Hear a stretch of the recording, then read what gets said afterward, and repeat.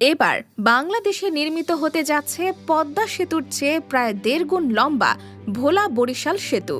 ১০ kilometre দীর্ঘ এই সেতুর নির্মাণ ব্যয় হবে পদ্মা সেতুর চেয়ে কম। আগামী জানুয়ারি মাস থেকেই কাজ শুরুর ঘোষণা দিয়েছেন প্রধান উপদেষ্টার বিশেষ সহকারী। দেশের সবচেয়ে দীর্ঘ এই সেতুর বাস্তবায়ন ব্যয় হবে ১৭,০০০ কোটি টাকা, যা পদ্মা সেতুর তুলনায় প্রায় অর্ধেক।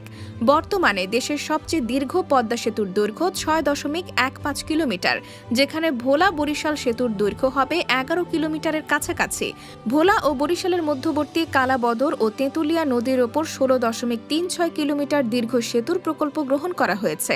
পুরো সেতুটি হবে ৪ লেন বিশিষ্ট। এর মাঝে ১০.৮৭ কিলোমিটার হবে সেতুর মূল অংশ, বাকিটা হবে সংযোগ সড়ক। এই সেতুর মাধ্যমে ভোলার গ্যাস ও বিদ্যুৎ জাতীয় গ্রিডের সাথে যুক্ত হবে। প্রকল্পটির ব্যয় ধরা হয়েছে ১৭,৪৬৬ কোটি টাকা। আগামী বছরের জানুয়ারি মাসে ভোলা